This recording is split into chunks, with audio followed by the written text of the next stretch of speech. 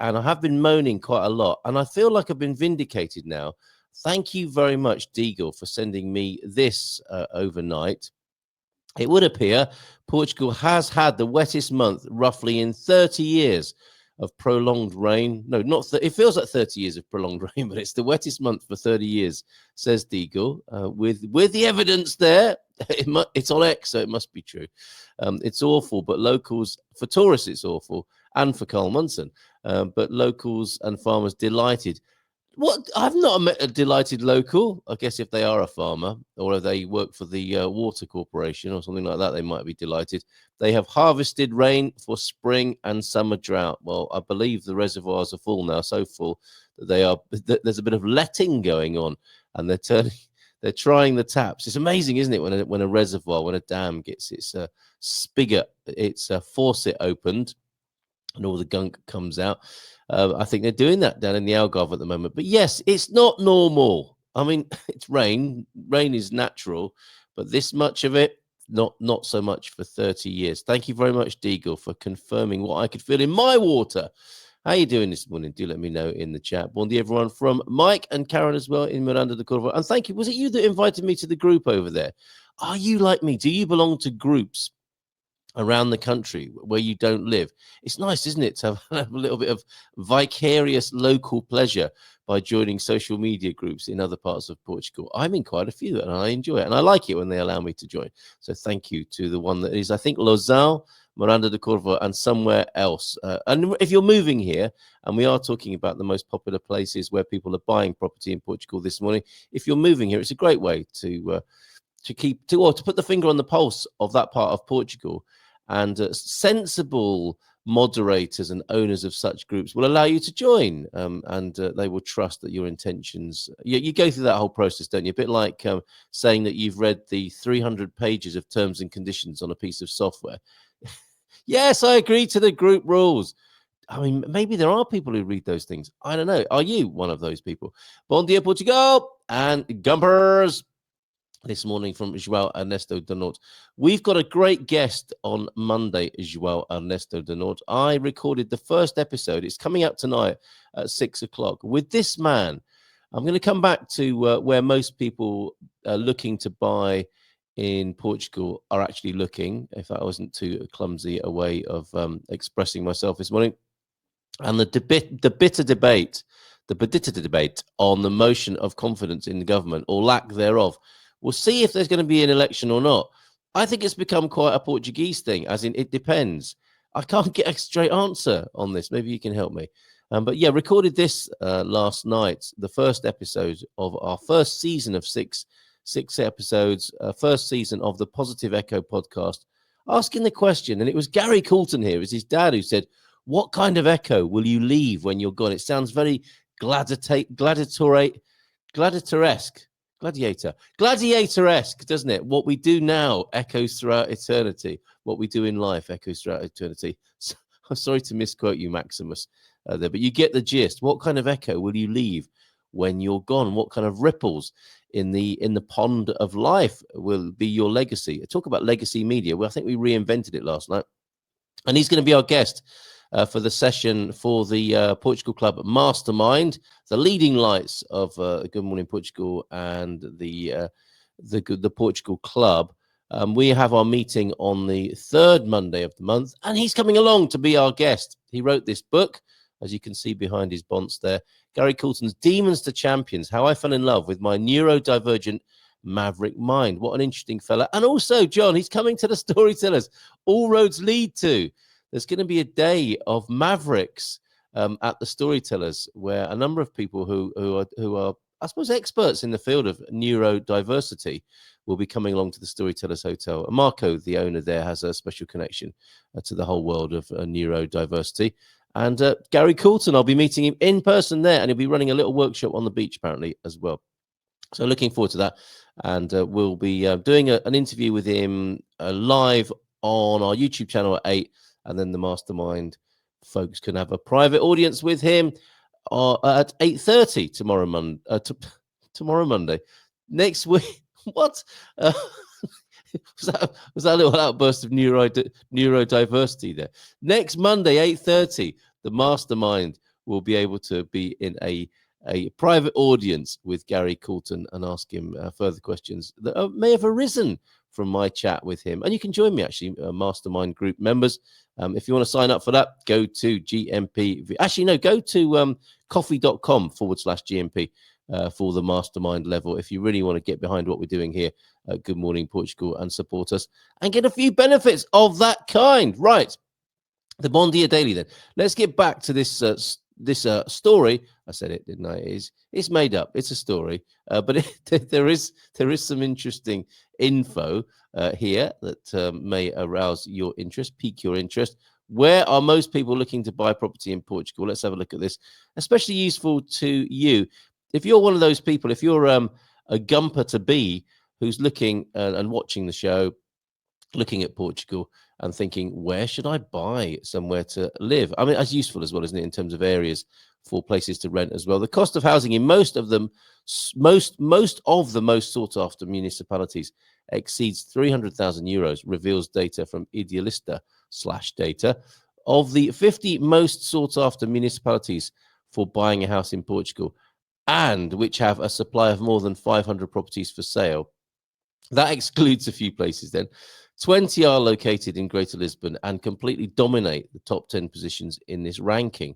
Interesting. Lisbon and the greater metropolitan area of Lisbon still dominating, it would appear. Amadora is the most sought-after municipality of all for purchasing housing, followed by Odivelas, Eiras, Vila Franca de Gira, and Loures, according to Idealista data. That's what it says for the last quarter of 2024. The municipality of Lisbon was the 8th most searched in this period. You have to go down to 12th position to find the first municipality in the Porto district most sought after for buying a house, Valongo. There's a lot of Valongos in Portugal, just so you know. If you search Valongo, you're going to get quite a lot of results on that. In addition to this, the Invicta territory has only 5 other municipalities among the most researched: Paredes, Maia, Gondomar, Matosinhos, and Vila do Conde. Unsurprisingly, these names come up, don't they? Especially Matosinhos, Vila do Conde increasingly as well. As we move down the top 50 most sought after municipalities to buy a house, we see that the locations are diversifying to other districts and islands, such as Aveiro, Braga, Faro, Leiria, Madeira Island, Santarém, and São Miguel Island in the Açores. And 3 major absences in this ranking are obvious. The municipalities of Porto itself, Faro, and Funchal are not among those that generate the most interest in purchasing housing. More at that article on the Portugal News, for which I will post the link into the chat now. Any views on that? I've got a great quiz for you this morning. Oh, hi, Carl. Carl Hyde is here this morning as well. That may well be of interest to you. We're talking about property with Paul Rees, of course, who's joining me at 8:20, and Heather Binder, I'm sure, will have something to say about the increasing popularity of Caldas da Rainha, Calidash, with all of that American interest in Caldas as well. Are you trying them teeth out for a friend? Yes, I must remember. Put my teeth back in, or just trying these out for a friend. Thank you, Deagle, for coming to my assistance there with an explanation of not being able to speak properly this morning. Enough blue in the sky to patch a hole in a sailor's coat. It's going to be a nice day. Get up, get out, enjoy today. Deagle being very direct with you this morning. It's a bit of a debate. Say that 3 times fast. Also see if a non-native English speaker can understand you. It's a bit of a debate. It's a bit of a debate. Simply live, Mel, with a bon dia as well. Good morning to you, Mel.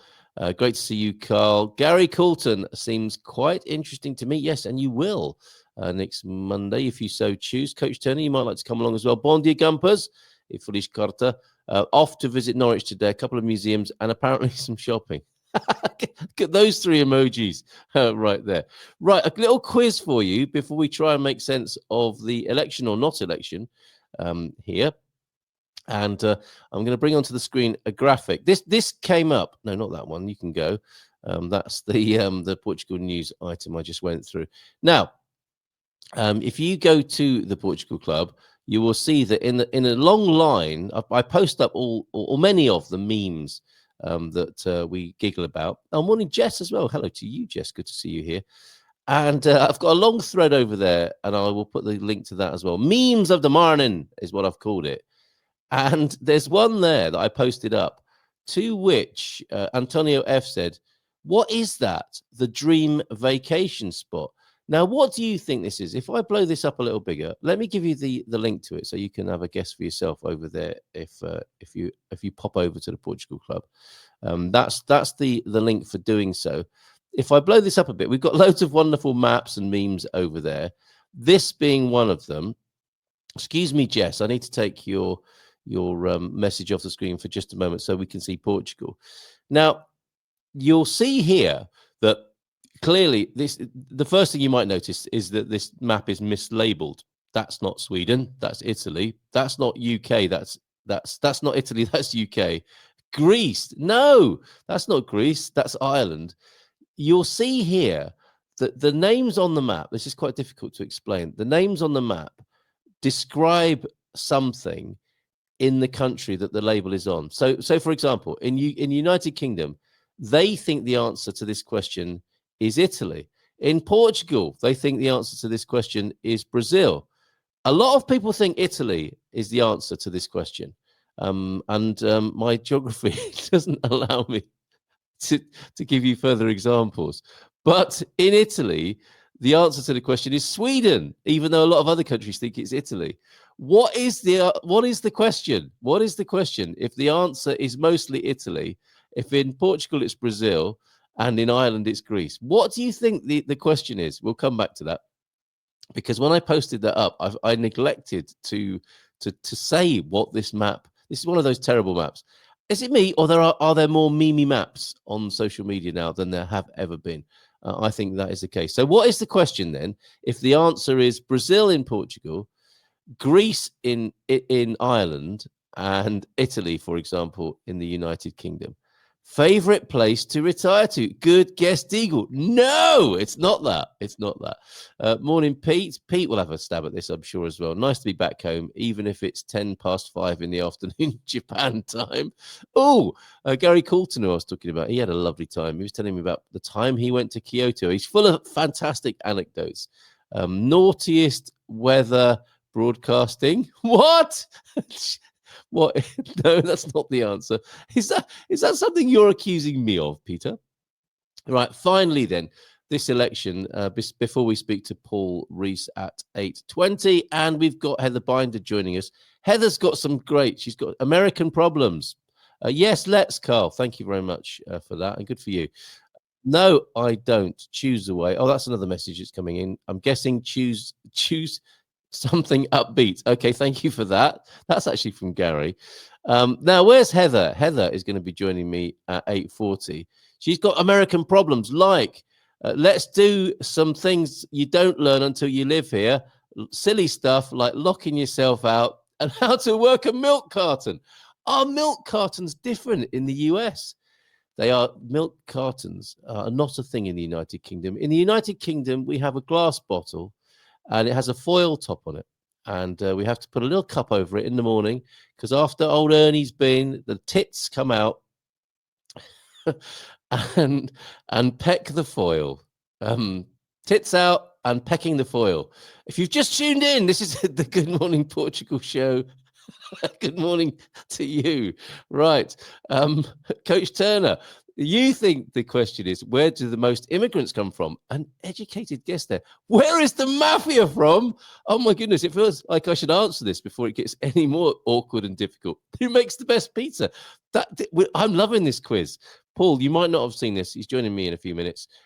Why does Portugal think it's Brazil? Why does Ireland think it's Greece? Why does the UK think it's Italy?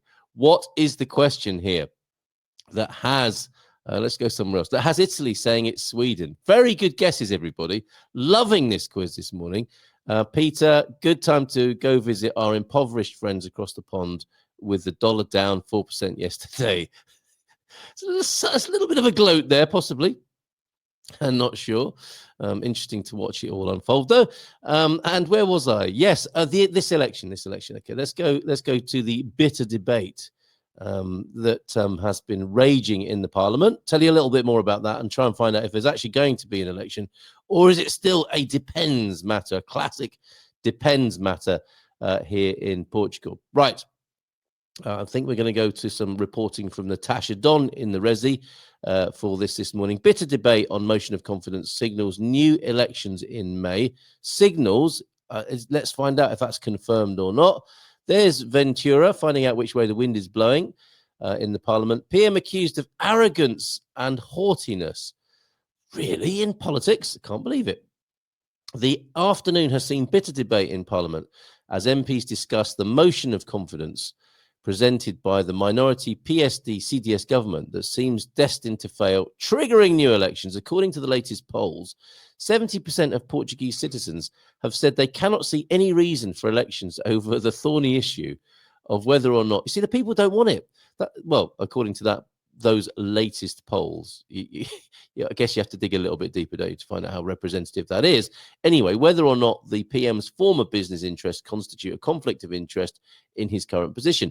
Much more telling, however, are the responses to other questions in the poll undertaken by Peter Gorica for Jornal de Noticias. Of the 70% of people who do not want elections, and I mean, I'm with them on that. Is that what we need right now? The majority answered, and I think this is another one of those ways of punishing the government, isn't it?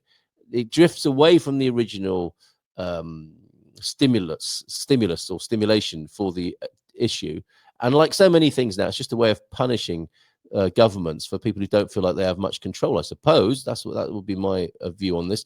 The majority answered that if they have to come, they would prefer Montenegro off the ballot paper. In other words, the option for President Marcelo to decide that instead of elections, he could persuade the minority executive to propose another leader, and that remains very much on the table. But in between all this has come the various speeches and interventions in Parliament, accusing the Prime Minister of being the architect of his own downfall. Aren't we all, though, to be fair? As satirist Ricardo Araújo Pereira said on Sunday, after surviving 2 months of censure, I think Natasha likes this, what Senor Pereira said, insisting on a motion of confidence, which almost all parties say they will reject, was an act of self-harm akin to taking a bath with an electrical toaster attached to a faulty power cable. That's escalated. This afternoon, the government was in no doubt as to what opposition parties thought of it, and its appeals to PS Socialists for support in the interest of the nation. Chega being particularly scathing, saying that a pact with it at the outset would have brought the stability the country requires. The PM had in his hands the possibility of building a historic majority, railed Chega leader Andre Ventura. But instead, they rejected Chega outright, and here we are. Here we all are at another turning point on an uncertain road. Well, you've nailed it there. And another turning point on an uncertain road. And there's a lot of it about. The debate lurched clumsily through the afternoon, ending with a vote on the motion of confidence well after 7 p.m., which was rejected by the majority. More news tomorrow with a roadmap towards what looks like the third legislative elections for Portugal in 3 years. Just what we need right now. Oh, my goodness. Not. It's 8:20. Yes, here in Portugal on the 12th of March. It's time to bring Senor Rees onto the screen. Let's give him a nice big round of applause. I give you Paul Rees, everybody. How are you? Dear. What do you make of this, Paul? Very, very political show this morning. What I make of the... goodness me. Yeah. I have 2 points. Whether the public wants an election or not, tough. It's irrelevant, right?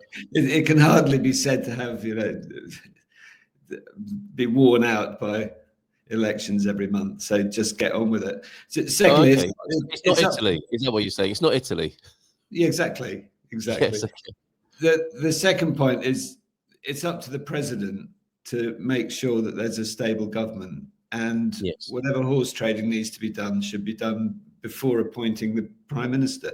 If you look at how Antonio Costa was shoehorned into place before, there was a lot of horse dealing with the PSD last time, who in fact got the most votes, but still we ended up with a socialist government that was long and stable, whether you liked it or not. this one, it's down to the president. That's his job, you know. And if it's got a feeble government, it doesn't help that the prime minister's being pushed into a corner over his personal business affairs. But and he's behaving badly. But you know, if he's not a grown-up, he shouldn't have been put in the first place. That's what the president's for. So, grown-ups in politics. Oh yeah, of course. Yes, fair enough. So he's the grown-up in the room, and the children of Parliament look up to the father of the Parliament. The president is the wise old head. It may be his the dying days of his presidency, but he's displayed an adeptness in the past. He's also hugely popular with the public still, and not just for kissing babies and turning up at disasters. He is the selfie king. He is a selfie king, isn't he? He is the selfie king. Yeah, but behind that, he's was seen as independent, and he couldn't. I think because Chega had such a bad rap, if you like, even though it's relatively new, people were saying, "Oh my God, right wing, whole of Europe's turning right wing." Just you got to talk to these people and sort it out, and that's what the president's for. That's my comment today. He's going to knock their heads together, basically. Yeah, he should do, because the public may not want an election. It's a costly thing. It's disruptive internationally. If you've got another complete change of government, you've got all the ministry relationships, overseas EU relationships to start again, and it's just tedious. You know, the one good thing about a government being in power for a couple of terms is you get to know the faces, and journalists can remember the names. You know, that's another thing. I thought Natasha's article was good. Actually. Yeah, she is. I really like how she writes. It is good. A lot of it is a bit tongue-in-cheek sometimes. Yes, it is, isn't it? And I know her well. I've known her for 20 years. So really? Okay. I'd love to meet her one day. Oh, that's fantastic. Right. She sits down in Erie and Al Jazeera banging out copy relentlessly. Yeah, she's prolific. And there's a whiff of cynicism and a tongue in the cheek at the same time, isn't there? That's how I'd characterize her writing. Well, she's unable, due to her position as working for Bruce, to perhaps fully explode in print, but I think those of us that can pick up on it realize that yes, it's a skill, isn't it? It's a skill. It is a skill. It is reading between the lines. It's like silence in music, isn't it? Which I think Mozart said makes the music. It's what she doesn't say or allude points to. Yes, very good. Well done, Natasha. 2 fans here. How are you then, Paul? What have you been up to? Good. Yeah, we've been busy selling houses, building things, dealing with architects, getting plans done, battling the weather, working out what can be done inside and outside, and consoling the plastering team who are staring out the window looking at the drips. But how is that for you? It's okay. It's logistics. It's a question of doing inside stuff rather than outside stuff. It sounds easy. It's not, but we've managed to get through some pretty horrendous weather. I mean, it's been pretty bad, but we look forward to the sunshine in a week or so. That's is that official? You heard it here first, folks. Okay, thank you for that. No, I've been waiting for it, and I'll take it.